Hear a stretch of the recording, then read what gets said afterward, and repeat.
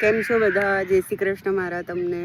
કાલે આપણે જેમ સ્પાઇસીસની એની વાત કરી હતી એમ આજે એક રિયલ ટ્રૂની વાત કરું કે જ્યારે તમે ઇન્ડિયાથી કેનેડા મૂવ થાવ છો ત્યારે તમને ઘણી બધી વસ્તુની ડિફિકલ્ટી થાય છે. ખાસ કરીને જે હાઉસવાઈફ હોય છે, જે ડિફરન્ટ ટાઈપનું વર્ક ઇન્ડિયામાં કરતા હોય છે અને અહીંયા આવીને ડિફરન્ટ ટાઈપનું વર્ક કરવું હોય છે, તો સૌથી પહેલાં તમે ઇન્ડિયામાં રહીને એક સ્પીકિંગ કરતાં શીખવું બહુ જરૂરી છે કે ઇંગ્લિશમાં તમે એક કોમ્યુનિકેશન કોમનલી કરી શકો, એ તમારે શીખવું બહુ જરૂરી છે.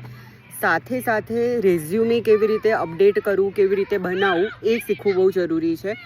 અને અહીંયા એ જરૂરી નથી કે તમને તમારા ફિલ્ડની જોબ મળી જાય આવ્યા પછી.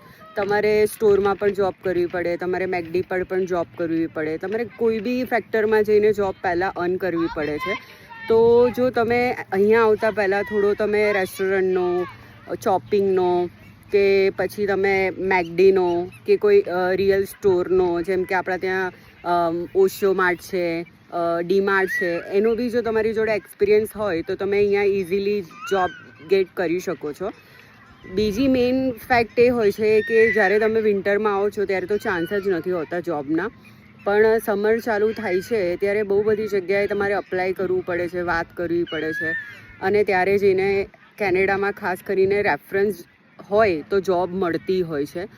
પણ જો તમારું કમ્યુનિકેશન સારું હોય, તમારું રેઝ્યુમે બનાવવાની સ્ટાઇલ સારી હોય તો ડેફિનેટલી તમને જોબ મળી જાય છે. તો હાર્ડવર્ક એટલું જ હોય છે જેટલું આપણે વિચારતા નથી એના કરતાં વધારે. પણ જો એક ટ્રુ અને પોઝિટિવ વાઇબ્સથી તમે જો કેનેડા આવશો તો 100% સક્સેસ થશે. Thank you so much. જય શ્રી કૃષ્ણ.